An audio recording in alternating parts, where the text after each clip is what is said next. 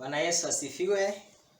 Wapenzi na watazamaji wetu, karibu katika studio yetu tuweze kujifunza zaidi mapenzi ya Mungu. Jina langu kama mnavyonitambua, naitwa Collins Mochoi. Katika studio siku ya leo tuko na ndugu ambaye ni mpenda kweli, mtumishi wa Bwana ambaye anaitwa Eddie Cross. Wacha aweze kutusalimia. Na wasalimieni nyote. Tunapoanza kipindi cha leo, naomba kwamba Mungu Baba aweze kutuongoza. Kwa majina ni Kerosi Eddie Ondieki. Pale penye YouTube utanipata kwenye Eddie Kerosi. Tumekuja kuzungumzia kuhusu neno la Mungu na roho nabii. Tunapoongelea topic ya leo ambayo brother yangu Collins atakuwa anatuambia ni gani. Asanteni.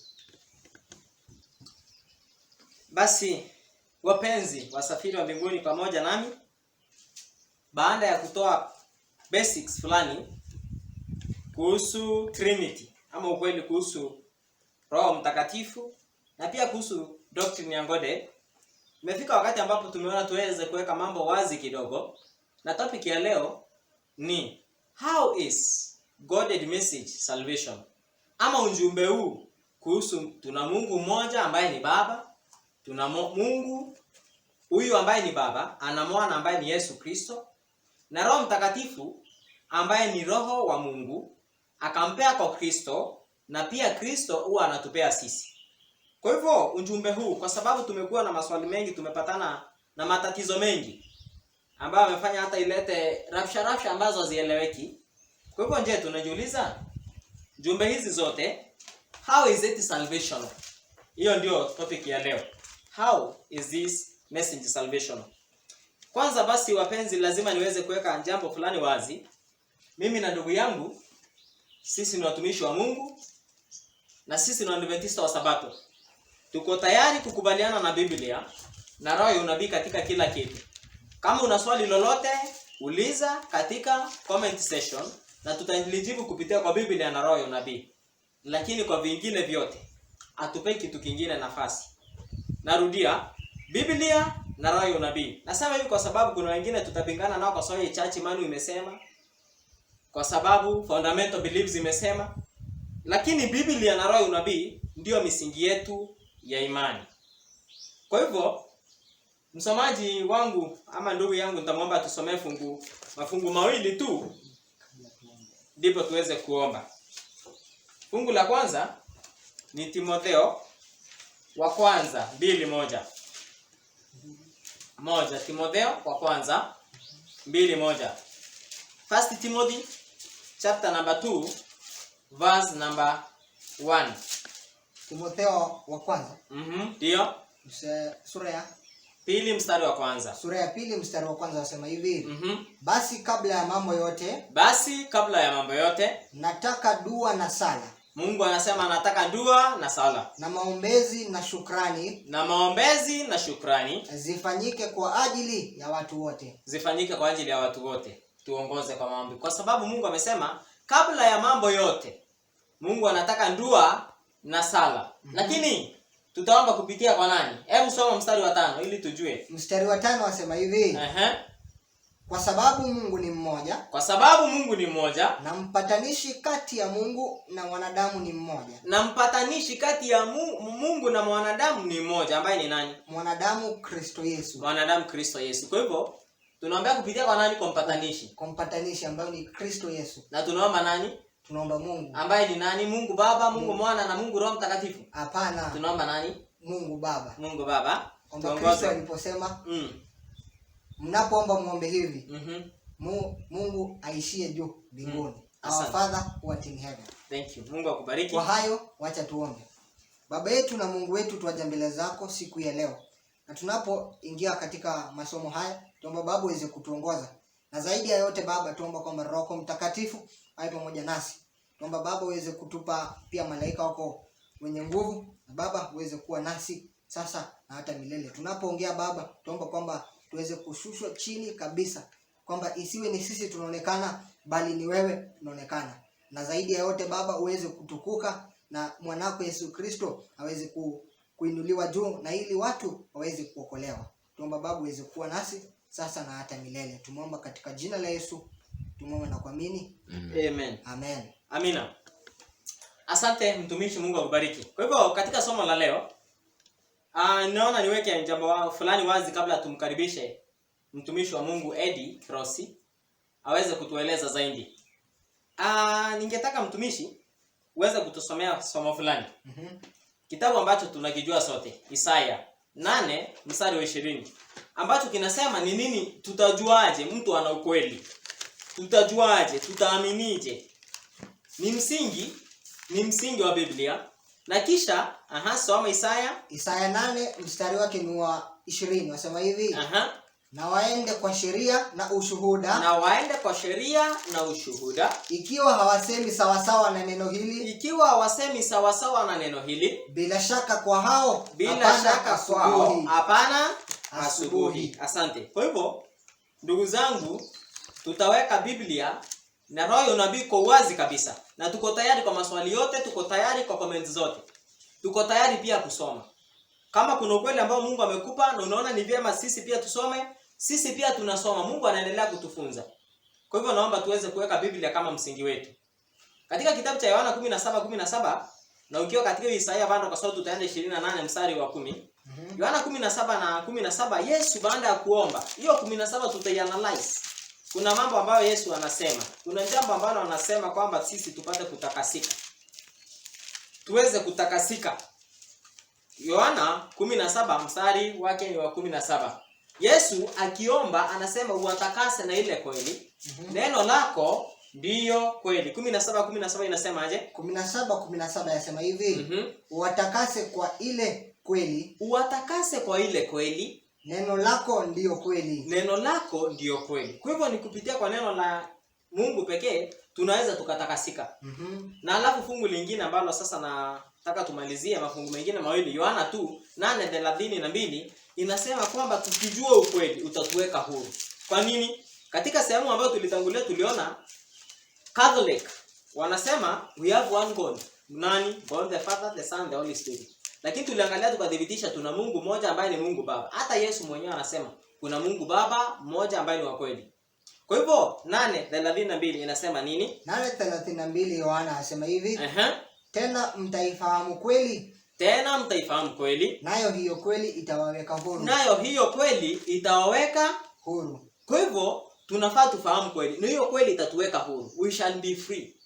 We shall be free indeed. Verses 6 inasema na mwana wa Adamu akikuweka huru utakuwa huru kweli kweli. Inasema hivi. Sema. Basi mwana akikuweka huru mtakuwa huru kweli kweli. Kwa hivyo Yesu atatuweka huru siku ya leo.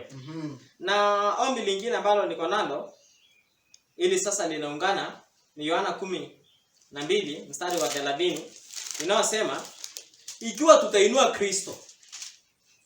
Kristo atavuta wengine kwake. Nasema hivi, mstari wako wa 32. Nasema hivi, nami nikiinuliwa juu. Yesu anasema, Yesu tukimuinua juu. Nami nikiinuliwa juu ya nchi. Yesu anasema nami nikiinuliwa juu ya nchi. Nitawavuta wote kwangu. Kwa hivyo mtumishi, kusema kwamba kusema Mungu ni moja, ambaye ni Mungu Baba, atumshushi Yesu. Naam. Tunamuinua. Na tumweke kiwango kimoja, tuseme kuna kiumbe huyu. Na tukimuinua Yesu, atavuta wengine kwake. Amina. Amen. Kwa hivyo lazima tumuinue Yesu. Yohana katika 3 mstari wa 30 ambao ndio fungu la mwisho kabla ili tuingie katika fundisho, anasema kwamba ni Yohana anazungumza. Nami yanifaa kushuka bali Yesu ainuke. Inasema naye azidi. Hebu soma 3 mstari wa 30 Yohana. 3 mstari wa 30 Yohana asema hivi. Basi hii furaha yangu imetimia. Yeye hana budi kuzidi. Bali mimi kupungua.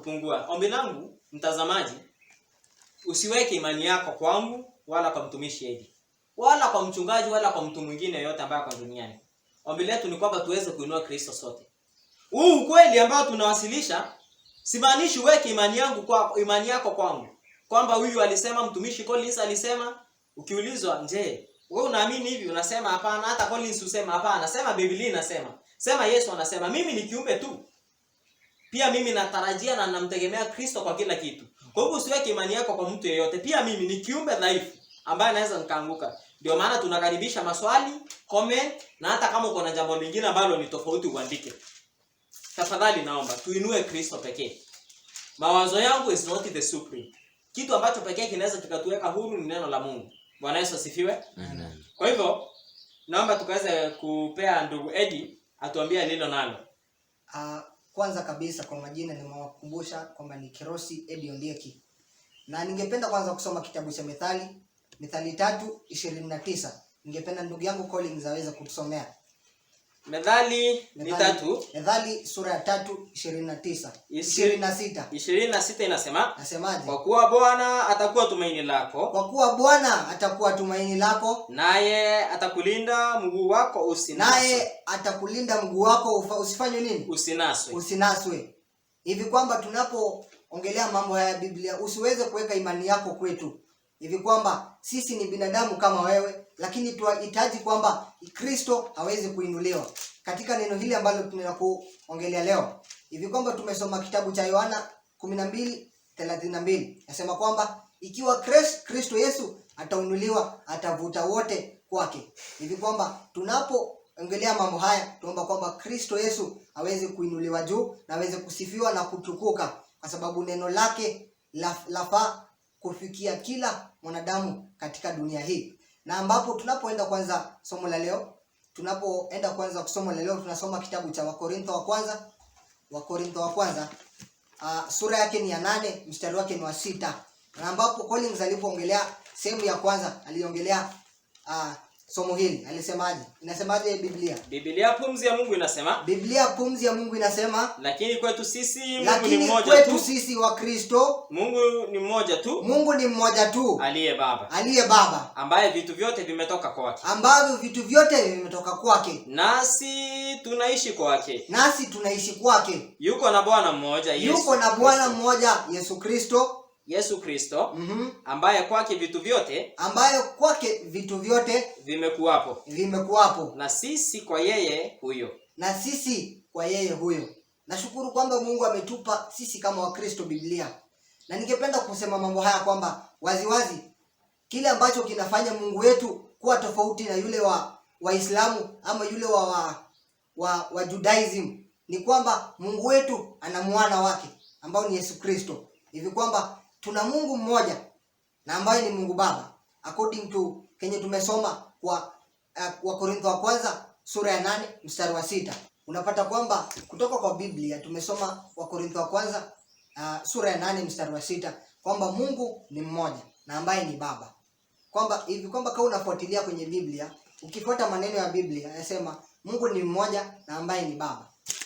Lakini katika 28 fundamental beliefs za Adventist wanasema hivi, lakini tutaiongelea kwa Kizungu. Yasema hivi, ni fundamental belief number 2. Katika 28 fundamental beliefs inasemaje? Kichwa ni the Trinity. Kitu ambacho Ellen White hatazungumzia. Hajawahi ongelea kwa any of her writings. Lakini kunazo pia wanaipea tunji kichwa wanaita ngode. Lakini acha tusikie inavyosema. Tuendelee. Inasema there is one God the Father. There is one God the Father. The Son and the Holy Spirit. A unit of inaendelea kusema a unit of 3 persons. A unity of 3 persons. Co-eternal persons. Mtumishi. Umesoma vizuri. Hebu soma tena. Alafu utatusomea kwenye Biblia tuone Biblia yasema nini. Okay, inasema hivi. There is one God. Hii ni fundamental beliefs. Inasema there is one God. The Father. Inasema the Father, the Son and the Holy Spirit. Biblia yasemaje? Wakorintho wa kwanza sura yake ya 8 mstari wa 6. Yasemaje? Acha nirudie. Wakorintho wa kwanza 8 mstari wa 6. Mstari wa 6 yasemaje? Inasema hivi. Lakini kwetu sisi wa Kristo, Mungu ni mmoja tu. Aliye Baba. Ambaye vitu vyote vimetoka kwake. Nasi tunaishi kwake. Usiendelee huko. Imesema kwamba kuna Mungu mmoja. Biblia yasema kuna Mungu mmoja na ambaye ni Baba. So the fundamental beliefs yasema kuna Mungu mmoja na ambaye ni Mungu Baba, Mwana na Roho Mtakatifu. Je, wewe kama Mkristo utafuata Biblia ama utafuata the creed? Na wafaa kujua sisi kama Wakristo, Biblia na Biblia pekee yake yafaa kuwa our faith, the rule of our faith. Utaniruhusu niongee kwa Kiingereza, nasema hivi, that the Bible should be the faith, should be our creed, and also should be the rule of our faith. Amen. Hivi kwamba maneno yote ambayo tuwafunza yafaa kutoka kwa Biblia. Na ningependa kwanza kutuambia kwamba maneno haya ambayo tunaongelea tumetoka kwa Biblia. Na ukifuatilia vizuri, maneno ambayo tunaongelea ni kutoka kwa Biblia na roho ya unabii. Lakini hatujaongelea roho ya unabii kwa sababu tunajua kwamba Biblia ndio kitabu ambacho Mungu ametupa ili tuweze kuwa sisi Wakristo tuweze kuendelea katika imani. Na topic ya leo ambayo tunaongelea na tulipoanza kwamba why is this message the Godhead message salvational. Ningependa tuende kitabu cha Yohana Mtakatifu. Naam. Sura yake ni ya 17. Ndio. Mstari wake ni wa 3. Lakini ningependa tuanze mstari wa kwanza ili tuweze kujua mambo ambayo yametokea kabla ya mstari wa 3. Yasemaje? Biblia pumzi ya Mungu inasema. Biblia pumzi ya Mungu yasema. Maneno hayo aliyasema Yesu. Akainua macho yake kuelekea mbinguni. Akasema. Baba, saa imekwisha kufika. Mtukuze mwanao. Ili mwana wako naye akutukuze wewe. Kama vile ulivyompa mamlaka juu ya wote wenye mwili. Ili kwamba wote uliompa awape uzima wa milele. Awape nini? Uzima wa milele. Na uzima wa milele ndio huu. Wakujue wewe Mungu wa pekee. Wa kweli. Na Yesu Kristo uliyemtuma. Tumesoma kutoka kitabu hicho cha Yohana Mtakatifu, sura yake ni ya 17, mstari wake wa 3. Yasema kwamba na uzima wa milele ndio huu. Wakujue wewe Mungu wa pekee wa kweli. Na Yesu Kristo. Tuliposoma kitabu cha Wakorintho wa kwanza sura yake ya 8 na mstari wa 6 ulisema kuna Mungu mmoja na ambaye ni Mungu Baba. Kweli. Na hapo tumekuja kupata kwamba Kristo anapoomba kwenda kwa Mungu anasema kwamba wakujue wewe Mungu wa kweli, na Mungu ni mmoja na ambaye ni Mungu Baba. Lakini pia tuwafaa kuamini kwa Yesu Kristo kwa sababu amesema na pia wamjue Yesu Kristo uliyemtuma. Kitabu ni cha Yohana Mtakatifu, sura yake ni ya 14, mstari wake ni kuanzia wa kwanza hadi wa 3. Wasemaje mtumishi? Msifadhaike mioyoni mwenu. Mwaminini Mungu. Niaminini na mimi. Kristo anasema kwamba tumwamini Mungu na tumwamini pia yeye. Hivi kwamba unaposoma kwa fundamental beliefs inasema there is one God, yani kuna Mungu mmoja, yani kuna utatu. Nasema kwamba tumwamini Mungu mmoja. Na huyu Mungu mmoja wamemclassify, wamesema kwamba ni Mungu Baba, Mwana na Roho Mtakatifu. Lakini Yesu anaposema muamini Mungu anamaanisha Mungu mmoja. Kwa maneno mengine naweza kuiweka hivi. Kuna Mungu mmoja kwa Biblia mzima na ambao ni Mungu Baba. Na tunapoongelea about huyu Mungu mmoja, ni huyu Mungu mmoja ambaye ana mwana wake Yesu Kristo. Mwana wake Yesu Kristo na ambaye alikuja duniani kutufia. Na hapo anapo Kristo anaposema tumwamini Mungu na pia tumwamini yeye. Hivi kwamba anaongelea Mungu Baba na pia yeye. Ushike na mafungu haya vizuri kwa sababu tunapoendelea kuongelea topic hii, why is the Godhead message salvational. Kitabu ni cha Yohana 3, mstari wake ni wa 16, na ambapo nitapatia mtumishi Collins baada ya kuongelea maneno haya ataweza kuendelea nasi. Yohana 3 mstari wa 16 nasemaje? Kwa maana jinsi hii Mungu aliupenda nini? Ulimwengu. Hata akamtoa mwanawe pekee. Mwanawe pekee. Ili kila mtu amwaminie asipotee. Bali awe na uzima wa nini? Wa milele. Hivi kwamba ili sisi tuwe na uzima wa milele tuwafaa kumpokea Yesu ndani ya maisha. Na huyu Yesu ambao tunamuongelea ni mwana wa Mungu. Hatujasema kwamba ni Mungu mwana, tumesema ni mwana wa Mungu. Hivi kwamba wacha niwape example. Kwa majina ni Kerosi Edi, na tukisema Kerosi the son ni different na kusema the son of Kerosi. Ni same way. Kweli. Kuna tofauti kubwa. Hivi kwamba tukisema the son of God ni different na kusema God the son. Tunafaa kuwa vizuri kwa sababu ukisoma fundamental belief number 4 yasema God the son against what the Bible says. Kweli. Ningependa pia kuongezea haya. Ni kitabu hicho cha Yohana 3 mstari wake ni wa 18. Inasema hivi. Inasemaje? Amwaminie yeye. Kabla ya hapo tusome kwanza mstari wa 17. Wasemaje? Maana Mungu hakumtuma mwana ulimwenguni. Mwana Mungu hakumtuma mwanae ulimwenguni ili auhukumu ulimwengu. Ili auhukumu ulimwengu. Bali ulimwengu uokolewe katika yeye. Bali ulimwengu uokolewe katika yeye. 18. Amwaminie yeye. Amwaminie yeye hahukumiwi. Asiyemwamini amekwisha kuhukumiwa. Asiyemwamini amekwisha kufanywa nini? Kuhukumiwa. Kwa sababu ya nini? Hakuliamini jina la mwana pekee wa Mungu. Jina la mwanawe pekee wa nani? Jina la mwana pekee wa Mungu. Jina la mwanawe pekee wa Mungu. Ili kwamba Yesu Kristo ni mwana wa Mungu. Yeye si Mungu mwana, yeye ni mwana wa Mungu. Nikiweka kwa Kiingereza itakuwa hivi. He is the son of God. And that line, that of inamaanisha kwamba yeye Mungu ni kichwa chake. Mungu ni mkuu kumshinda. Acha nidhibitishe. Kitabu ni cha Wakorintho wa kwanza sura yake ni ya 11, mstari wake ni wa 3.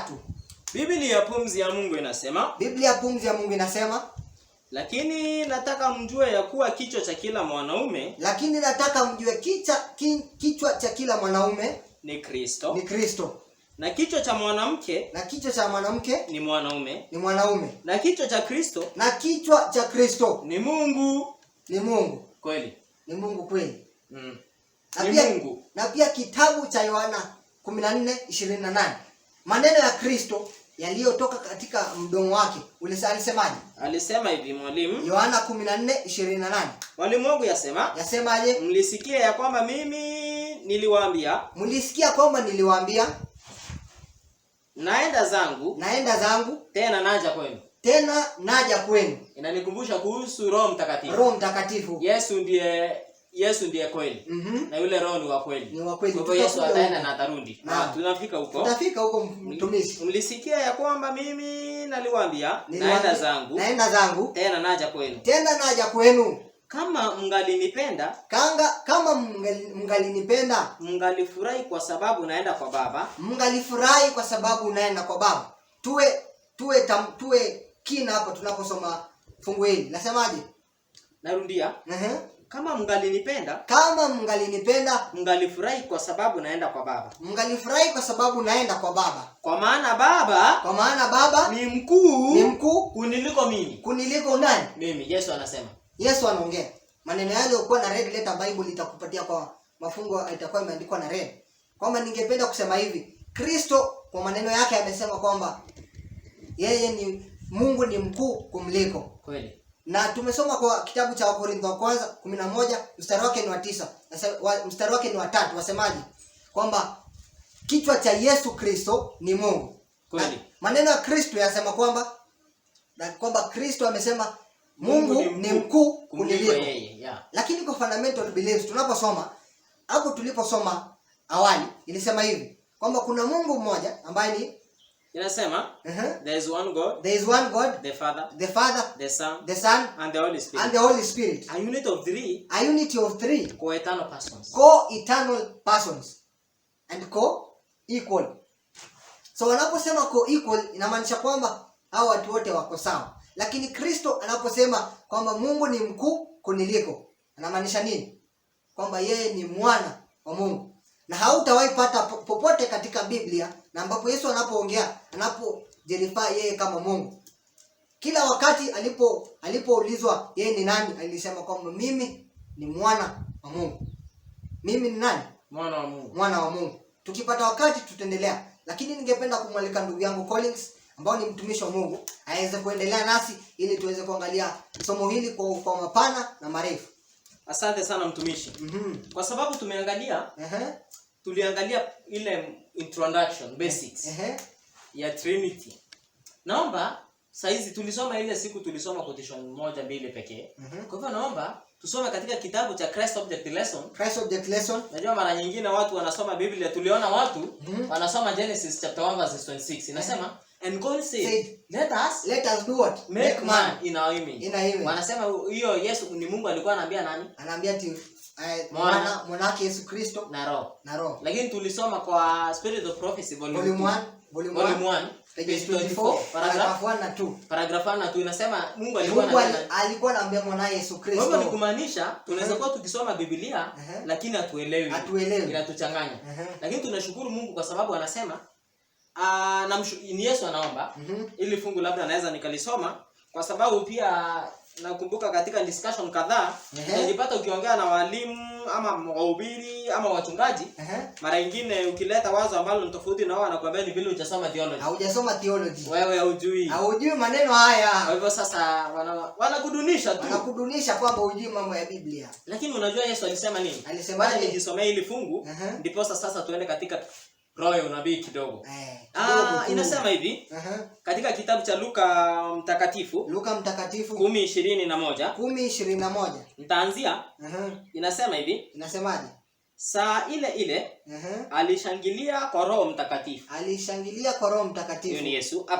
Akasema namshukuru Baba Bwana wa mbingu na nchi. Kwa kuwa mambo haya umeyaficha wenye hekima na akili. Umewafunulia watoto wachanga. Naam Baba, kwa kuwa ndivyo ilivyokupendeza. Kwa hivyo hapa kabla tuende 22 Yesu anashukuru Mungu. Anaongea na kushukuru Mungu. Kwa sababu ambayo umewaficha wenye akili, umkawafunulia watoto wachanga. Na Mungu huyu ambaye amesemaje? Amesema yeye ndio mwenye mbingu na nchi. Sasa hapa najiuliza jameni. Kwa hivyo Mungu kuna watu wameficha. Kusoma kwenda unafanya masters, PhD, degree hizo zote ya Trinity theology, soma hizo zote lakini Mungu afunulia watu siri zake. Unakumbuka pia Yesu alipokuwa anakuja kuzaliwa kulikuwa na wazee na wasomi wa Biblia lakini hawakuwa wanajua Yesu anazaliwa wapi. Hata walimkataa. Kwa hivyo ni ombi langu kwa msikilizaji kwamba tunapochunguza mambo na Biblia usiangalie mtu amesoma mpaka wapi. Sawa, sikatai. Sisi ni wanafunzi na Mungu ametusaidia katika mambo mbalimbali. Lakini hiyo haiwezi kanifanya mtu ambaye aliachia shule darasa la 8 ama hata chekechea niseme kwamba hawezi akaongea mambo kuhusu Mungu. Kwa sababu Mungu anafunulia watu wake. Kwa hivyo hiyo ni hatari ambayo iko katika kanisa la Adventista wa Sabato. Ni gani ile mtumishi? Unapata watu wameinua theology, intellectual philosophy ambayo imezungumziwa katika Selected Messages book 1 page 204 paragraph 2. Hiyo tutaichambua siku nyingine. Usiingie katika mambo mengi. Tunaona watu wameinua kisomo. Sasa sikiza mstari wa 22 vile ambavyo Yesu anasema. 22 anasemaje? Katika kitabu cha Luka 10 mstari wa 22. Luka 10:22. Akasema, asemaje? Nimekabidhiwa vyote na Baba yangu. Wala hakuna amjuaye mwana ila Baba. Wala hakuna mjuaye Baba ila mwana. Na yeyote ambaye mwana apenda kumfunulia. Kwa hivyo ni kumaanisha haya mambo, nashukuru Mungu tu kwa neema zake. Tunashukuru Mungu ametufunulia mambo haya. Yesu anaendelea kutufunulia na kutufunulia mengi na mengi zaidi na zaidi. Kwa hivyo mtazamaji, najiuliza hivi tu.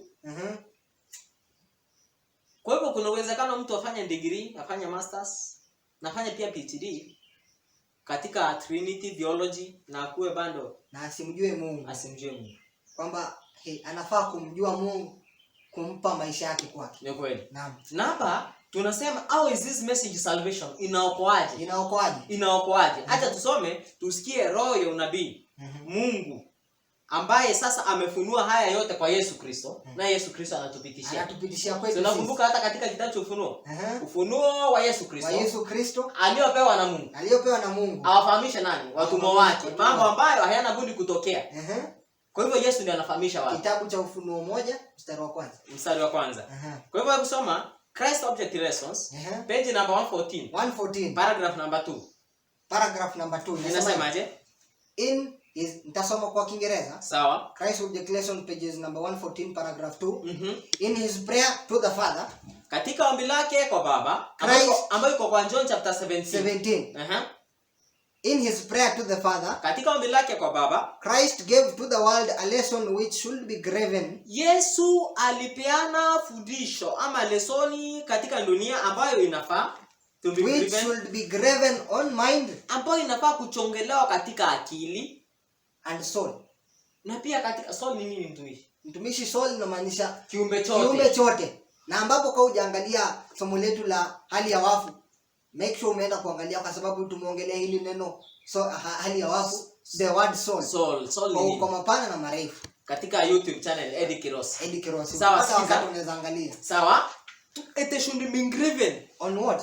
on mind, On the mind on the soul. and on the soul. Kwa hivyo hapa ndipo natamani kwamba watumishi na wale ambao wanaangalia wataona kwamba hili jambo hatulisemi kwa hisia ama ili tutambulike. Unajua watu wengine watachukua hawa vijana sasa wameamua lete fundisho ambalo linachanganya ili tuwatambue. Hapana. Hatutaki wafuasi sisi.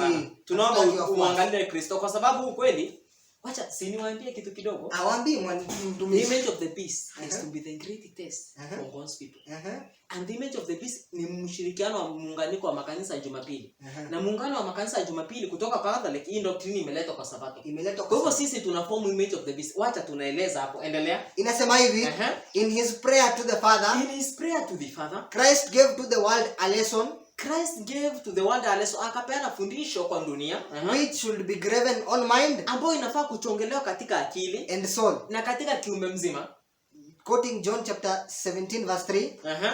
This is life eternal. Huu ndio uzima wa milele. He said. Akasema that they might know thee, wakujue wewe as the only true God, na wewe Mungu pekee wa kweli, and Jesus Christ, na Yesu Kristo, whom thou hast sent, ambaye wewe ulimtuma. Na naendelea kusema hivi, this is true education. Hii ndio elimu ya kweli. Elimu ya nini? Ya kweli. Ya kweli. Na wa kweli. Na wa kweli. Na Yesu Kristo. Na Yesu Kristo aliyemtuma. Endelea. Endelea kusema hivi. This is the true education. This is true education. Hii ndio elimu ya kweli. It imparts power. Inapeana nguvu.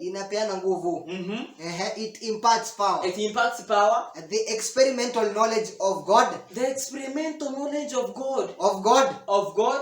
And of Jesus Christ. And of Jesus Christ. Whom he, God, ambaye Mungu alimtuma. Alimtuma. Endelea. Transforms. Inabadilisha. It transforms. Inabadilisha. It transforms. Inabadilisha. Man into the image of God. Mtu katika sura ya Mungu. Sura ya nani? Ya Mungu. Ya Mungu. Fundisho gani? La kujua Mungu na Yesu Kristo mwana wake aliyetumwa. Na Mungu. Naam. Kwa hivyo if we want to be back in the image of God, lazima tusome hili somo. That is how salvation it is. Mwalimu wangu. Kabla uende kusoma education page 17 paragraph number 2, shika Biblia. Naomba ulisomee katika kitabu cha Mwanzo. 1:26 tulisoma ile siku nyingine. 1:26 Mungu akiumba. Kitabu cha Mwanzo sura yake ni ya kwanza, mstari wake ni wa 26. Asema hivi. Biblia pumzi ya Mungu yasema, Mungu akasema, na tumfanye mtu kwa mfano wetu, kwa sura yetu, wakatawale samaki wa baharini, na ndege wa angani, na wanyama wa nchi, yote pia kila chenye kitambacho juu ya nchi. Mungu akubariki. Kwa hivyo tunaona binadamu mara ya kwanza aliumbwa katika sura ya Mungu. Katika sura ya Mungu. Lakini je, unajua binadamu alipofanya dhambi alibadilisha sura yake. Kwa mfano, hebu enda sasa fungu la 27-28, tusikie waliumbwa mwanamume na mwanamke. Lakini kwa sababu ya kutenda dhambi, Adamu na Hawa waliumbwa kwa sura ya Mungu. Lakini Seth anapozaliwa, anazaliwa na sura ya Adamu. Sijui kama hilo fungu linaeleweka. Liko. Hebu soma hapo tuende. Wacha tusome ya Mwanzo. Mwanzo sura ya kwanza mstari wake 27. Asema hivi. Mungu akamuumba mtu kwa mfano wake. Kwa mfano wa Mungu aliwaumba. Kwa mfano wa Mungu aliumba nani? Mwanamume na mwanamke. Kwa hivyo wote waliumbwa. Andama ndivyo. Waliumbwa katika mfano wa Mungu. Hiyo ni Mwanzo 1:27. Hebu enda sasa Mwanzo 5 mstari wa kwanza. Mwanzo 5 mstari wa kwanza wasema hivi. Tuone Seth alikuwa na sura gani? Hapa tumeelewa ametenda dhambi. Si wametenda dhambi? Wamekula tunda lile. Sura ya 3. Sasa sura ya 3 ipo. Sura ya 3 sasa katika sura ya 5 iko hapo. Hebu tuone Seth alizaliwa katika sura gani? Sura ya 5 mstari wa kwanza unasema hivi, Mwanzo. Hiki ndicho kitabu cha vizazi vya Adamu. Hiki ndicho kitabu cha vizazi vya Adamu. Siku ile Mungu alipoumba mtu kwa sura ya Mungu. Siku ile Mungu alipoumba mtu kwa sura ya Mungu. Kwa sura ya nani? Ya Mungu. Ya Mungu. Na inaendelea kusema hivi. Alimfanya mwanamume na mwanamke. Mwanamume na mwanamke aliwaumba. Inarundia, alimfanya mwanamume na mwanamke aliwaumba. Akawabariki, akawaita jina lao Adamu. Akawabariki, kwa hivyo wenye waliumbwa, hata wenye wanapinga, si unajua ni Adamu. Adamu. Aliwaita nani? Adamu. Siku ile walipoumbwa. Sasa mstari wa 3. Mstari wa 3 tuwapata. Shika hapa sasa. Shika hapa. Nasema hivi. Adamu akaishi miaka 180. Adamu akaishi 180 years. Akamzaa mwana kwa sura yake. Akamzaa mwana kwa sura yake. Kwa hivyo kwa sura yake, kwa mfano wake. Kwa mfano wake. Kwa hivyo Mungu aliumba mwanadamu kwa sura na mfano wa Mungu. Na kwa hivyo kama sisi tungetenda dhambi tungeishi na hiyo sura ya Mungu. Na sura ya Mungu. Hivyo vile Mungu alivyo. Unajua Baptist and Prophet inaeleza nini? Inaeleza nini mtumishi? Man, Adam was ruddy in color. It was neither black nor white. No white. Hakuwa kama mimi hivi, ni dhambi nimetufanya hata ufupi. Anasema Adam was full in stature. He was equal to with God both in image and both in intellect. Kila kitu Adam alikuwa ameumbwa kama Mungu. Naye Eva alikuwa mfupi kidogo kuliko. Unajua inaeleza mambo mengine mpaka anasema Mungu, tafadhali tu kwa neema zako nipe nafasi ni kuone ulivyo. Kwa hivyo unapata inaeleza Adamu bila alikuwa. Lakini baada ya dhambi mwanadamu alianza kuchukua sura ya mwanadamu. In other words, mwanadamu hakuwa na sura ya Mungu tena. Kwani sura ya Mungu ni gani? Kwa sababu tumeambiwa kusoma na kujua Mungu na Yesu Kristo mwana wa Mungu ndivyo vinatubadilisha sura yetu. Mtumishi, ningependa kurudia huko bana.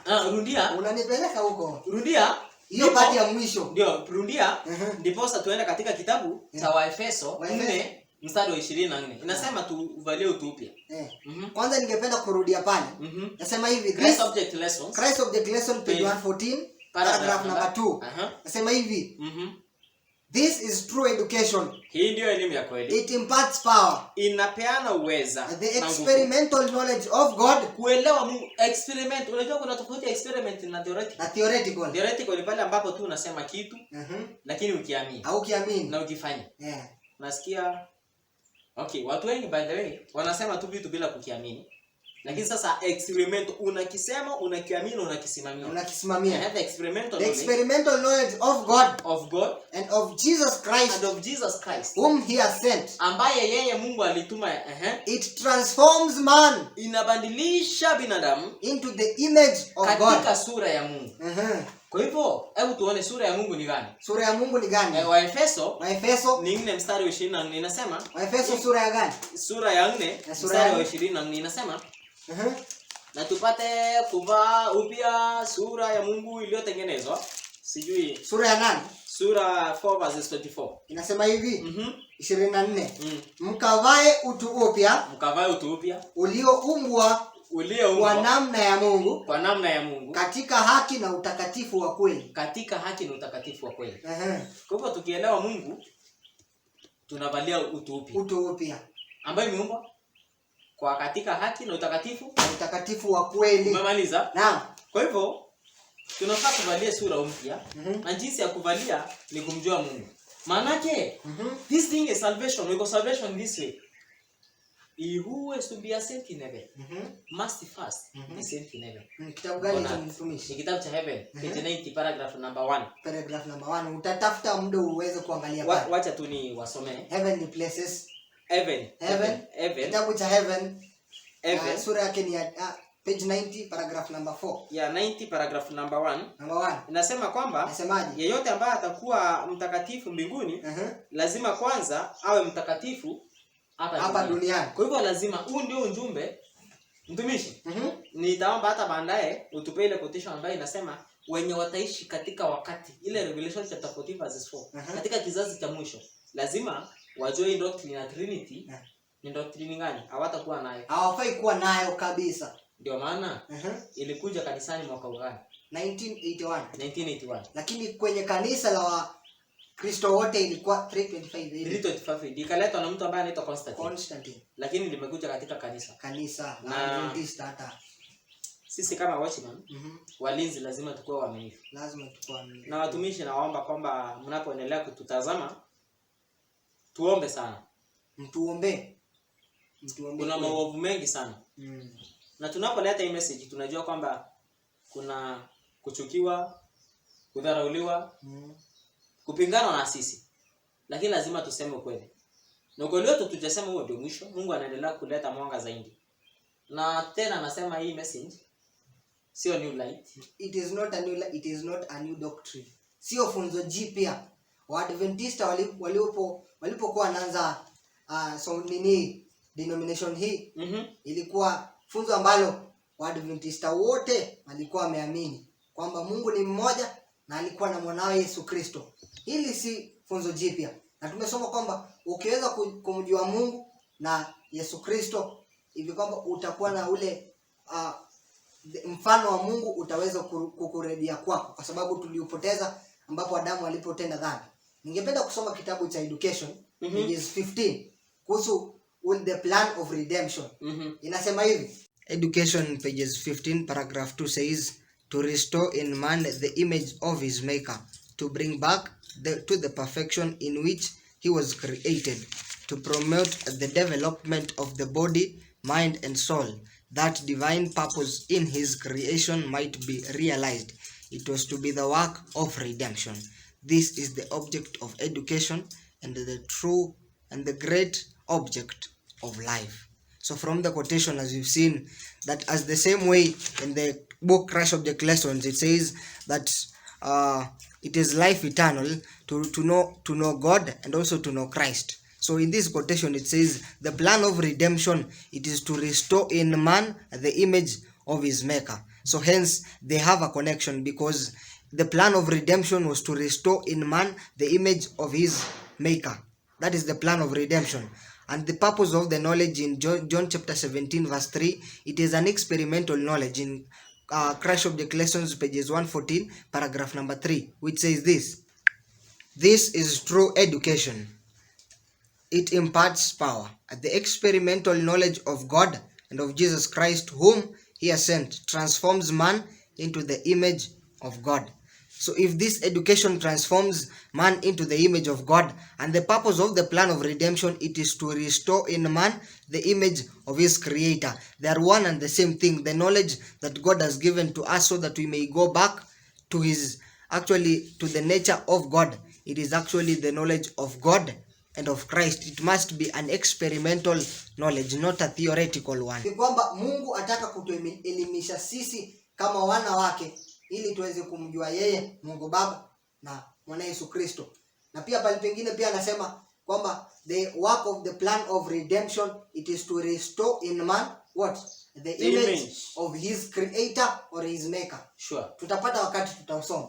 Kwa hivyo naamini kwamba watumishi wanaotuangalia na dunia nzima, ukweli ni kwamba kuelewa Mungu, tusipoelewa Mungu, najua kuna koti nilisema lakini inabidi tu nisome, nimeona nisiache. Ni Heaven pages number 90 paragraph number 1. Paragraph number 1. Inasemaje? If you would be a saint in heaven, you must first be a saint on earth. On earth. Kwamba kama lazima utakuwa mtakatifu mbinguni, lazima kwamba ukuwe mtakatifu hapa duniani. The traits of character you cherish in life will not be changed by the death or by the resurrection. Kwamba tabia na mienendo ambayo tunaweza kuwa tukifurahia haitabadilishwa tukikufa ama hata tukifufuliwa. Inaendelea kusema, you will come up from the grave with the same disposition you manifested in your home and in society. Jesus does not change the character at his coming. Mungu habadilishi mienendo na tabia wakati ambapo anakuja. Sasa hapa ndipo nataka usikie, the work of transformation must be done now. Tabia ya kubadilika lazima ifanyike saizi. Ifanyike sanga saizi. Sio tukisoma 14 paragraph 2 ilisema the knowledge of God and of Christ, it imparts power. It imparts and power. It transforms the life, the image, into the image of God. Of God. Kwa hivyo lazima the work of transformation it must be done now. Lazima there are a lot of things to learn and unlearn. Na leo nasema the work of transformation must be done now. It must be done now. Our daily lives are determining our destiny. And determining our destiny. Defects of character must be repented and overcome through the grace of Christ. And the symmetrical character must be formed while in probationary state, that we may be fitted for the mansions above. Kwa hivyo lazima tuweze kubadili tabia zetu. Na jambo lingine through the grace of Christ. Through the grace of Christ. Grace of Christ. Sio kwa uwezo wetu. Si kwa uwezo wetu. Lazima tumtegemee Yesu. Ni lazima tumtegemee Yesu. Kitu kingine ambacho ni cha mwisho cha kuweza mimi kueleza hii kitu alafu nikupe nafasi ya mtumishi. Naomba wasikilizaji wangu iweze kueleweka. Katika selected messages page number 80 paragraph number 4 that is selected messages volume 2 inasema that the image of the beast will be the test for God's people. For God's people. Wacha tusome. Inasomaje? Nimesema ni 2SM ama selected messages volume 2 page 80 paragraph 4. Hii ndio nataka kueleza alafu nimalize. Nasemaje mtumishi? Inasema mtumishi asemaje? Several times during our conversation in which you became much in earnest, you repeated the sentence. Katika mazungumzo yetu mara mingi uliweza kurudia sentence consistency thou art well, kwamba uvumilivu na uzizitivu katika kufanya jambo hiyo ndio thawabu. I repeated the same with decided force to you. You say that Anna's devotion placed the forming of the image of the beast after the probation closes. This is not so. You claim to believe the testimony. Unadai kwamba unaamini roho nabii. Let them set you right on this point. Wacha hii roho nabii tuweke wazi. Inasema the Lord has shown me clearly. Bwana amenionyesha wazi wazi that the image of the beast it will be formed before the probation closes. For it is to be the great test for the people of God by which the eternal destiny will be decided. Kwa sababu tunaangalia kwa hivyo it is salvation. Mimi nikiamini kwamba Mungu ni Mungu Baba, ni Mungu Mwana, ni Mungu Roho Mtakatifu. Miungu mitatu. Na ukweli Biblia imesema Mungu ni mmoja. Ni mmoja. Na Yesu Kristo ni mwana wa Mungu. Ambaye katika sehemu nyingine tutaeleza mbona Yesu tumemuita mwana wa Mungu, lakini pia Biblia inamuita Mungu. Najua lazima pia tuweke wazi kwamba they were one in nature, and in character. And in character lazima tuweke wazi. Kwa hivyo iwapo sisi wa Kristo tunaamini utatu mtakatifu, Trinity, ni kumaanisha sisi na watu ambao ni wa makanisa ya Uprotestanti tunaungana na wao. Tayari ni jambo la huzuni kwamba SDA ilijoin World Council of Churches. Waliungana. Tumishi. In fact hata the image of the beast. Tumeona kanisa tu zimeshirikiana. Hata hapa nchini Kenya tunaona siku ya maombi, rais anaita Wakristo, anaita Waislamu, wa Sabato waende wakaombe. Huyu anaomba Allahu Akbar. Wanasema tu anaomba Allah, Mungu tofauti. Naye mtu ambaye ni Pentecost anasema baba. Anasema sehemu hata vitu ambazo hajui. Sabato naye anakosa anaenda kuomba nini hapo? Naye ni Mungu tofauti na hao anaomba miungu ambayo tuelewi. Kwa hivyo the image of the beast has already been. So kuamini Trinity ni wewe kuform the image of the beast. And that is the test. Mwenye anaamini Trinity na mafundisho mengine, kama mtu anaweka kanuni ya kanisa na anaiamini, hata watu wamezuia kazi ya Mungu kuendelea. Tunafaa kuamini Biblia pekee. Na roho nabii. Vitu zingine mawazo ya binadamu tunaweka kando. Kwa wakati ambapo tunaamini ili fundisho ni sisi kukubaliana in the image of the beast. Na wenye wataokolewa soma katika Ufunuo 15 kuanzia 2, hatuisomi saa hizi, inasema na wale ambao waliokolewa walishinda mnyama na sanamu yake na alama yake na nambari ya hesabu yake. Kwa hivyo ukishinda mnyama lakini ukatai kushinda the image of the beast umeanguka. Na uonjamo ni ukweli kwamba ukishinda kushinda the image of the beast hauwezi kushinda mnyama, utamshindaje? Hautamshinda. Katika kitabu cha Roho Nabii pia Testimonies of the Church volume 5 page number 260 paragraph number 2 atusome sasa inasema the seal of God will not be placed in the forehead of any man or woman upon whom he enjoys worldliness. A world-loving man or woman. Kwa hivyo hakuna mtu ambaye anaamini Trinity. Hiyo ni mambo ya ufundisho wa dunia. Utakuwa in the seal of God. Hautakuwa naye. Kwa hivyo lazima tuelewe ukweli na ukweli utuweke wazi. The doctrine of God it is salvation. Ama fundisho la kumjua Mungu mmoja na mwanae Yesu Na Kristo mwanae Yesu Kristo. yatuokoa. Na tunajua Roho Mtakatifu ni Roho wa Mungu, Roho wa Mungu na Roho wa Kristo. Kwa hivyo unaweza angalia kitabu cha Warumi 8. Warumi 8 mstari wake ni watatu. Watatu. Sawa, tusome msomaji. Hata si mstari wa 3. Ningependa kusoma Warumi 8 mstari wake wa 9. Wa 9. Warumi 8. Sawa msomaji. Ili tuweze kujua kwamba Roho wa Mungu ni roho ni wa Mungu na pia wa Kristo. Na pia wa Galatia. Wa Galatia 4:6. Mstari wa 6. Sawa. Lakini acha tuende Warumi 8. Warumi 8 mstari wa 6. Kwa sababu watu hawajaona tukiongelea maneno haya. Mstari wa 9 unasema hivi. Inasemaje? Lakini ikiwa Roho wa Mungu anakaa ndani yenu. Roho nani? Wa Mungu. Sio Roho Mungu. Na sio Mungu Roho. Na si Mungu Roho. Ni Roho wa Mungu. Na mbona sasa the Spirit of God. Mbona mara nyingine tunachanganya Biblia? Mtu anasema kuna sijui. Acha nirudie. Lakini ikiwa Roho wa Mungu anakaa ndani yenu. Ninyi hamfuati mwili. Bali mwaifuata Roho. Naendelea kusema hivi.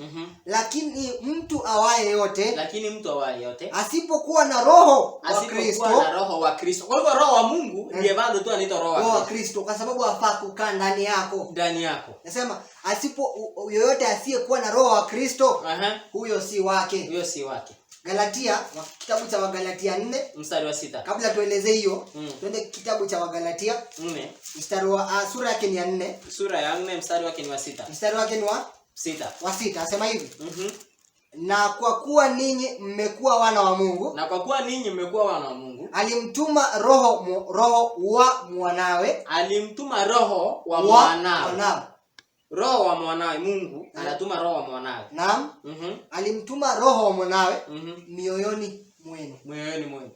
Na tumesoma kwamba kitabu cha Warumi 8 mstari wa 9 kwamba Roho wa Mungu afaa kukaa ndani yetu. Kweli. Na yeyote asiyekuwa na Roho wa Kristo basi si wa Kristo. Hivi kwamba chochote kile ambacho kinatuonesha sisi ni wana wa Mungu ni kwamba Roho wa Mungu ama Roho wa Kristo yu ndani ya moyo. Na asipokuwa ndani ya moyo, hivi basi hatuna utakatifu, hatuna kile ambacho kinaitwa salvation ama ukombozi.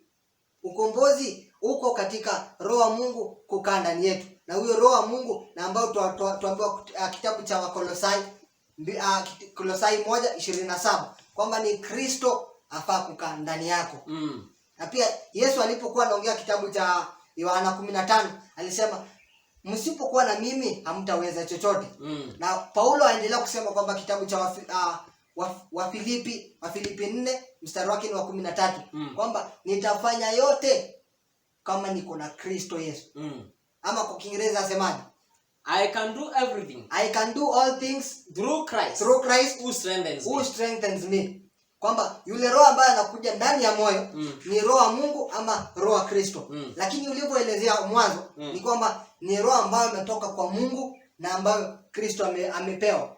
Na ile Roho Kristo ambayo amepewa inapewa kwetu sisi na ili tuweze kuishi. Mtumishi, ningependa kusoma tu kitabu cha Roho Nabii. Kitabu ni Desire of Ages, pages 805. Pages 805 paragraph number 3. Naongelea about hiyo mambo ya Roho. Kwamba Kristo kuwa ndani yako. Kristo afaa kuwa ndani ya moyo wako. Usipokuwa na Kristo hautapata uzima wa milele. Kwamba Mungu alipompa mwanawe Yesu Kristo alituambia na ili yeyote atakayemwamini na atapata uzima wa milele. Na kule kuamini tuongelea kwamba Kristo kukaa ndani yako. Ukiangalia video ambayo nimeunda what does it mean to believe in Jesus, tuongelea kwamba Kristo afaa kukaa ndani ya moyo.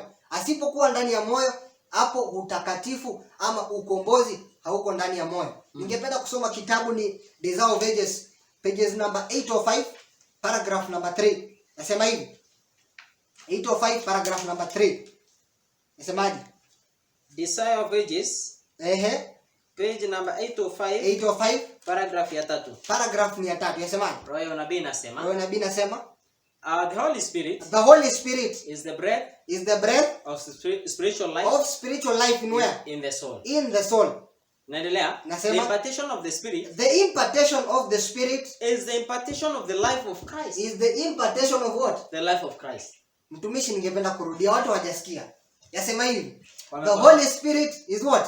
The impartation. The Holy Spirit is the breath Is of the spiritual breath life, of the spiritual life in where? In the soul. In the soul. The impartation of the Spirit The impartation of the Spirit is the impartation of the life of Christ. is the impartation of who? Life The life of Christ. It imbues the receiver It imbues the receiver with the attributes of Christ. with the attributes of Christ.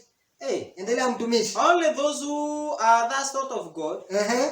those who possesses the inward working of the Spirit, Of the Spirit and in whose life the Christ-like is manifested, is manifested are to stand as Are to stand what? As a representative, as a representative man to minister on to behalf minister of the in church, behalf of what? of the church. The church. They must have the Holy Spirit, which is actually the impartation of the Spirit, is the impartation of the life of Christ. Amina. Hivi kwamba tusipojua hii knowledge ya kumjua Mungu na kumjua mwanawe, basi tuko nje ya ukombozi. Kweli. Kwa sababu ukombozi huu katika watu wawili, Yesu Kristo na Mungu. Mtumishi, sijui kama ungepia pia wakati niweze kusoma kitabu cha Ministry of Healing. Soma mtumishi. Kuongelea the plan of redemption. Soma. Ilipokuwa inawekwa chini, ilikuwa kati ya nani na nani?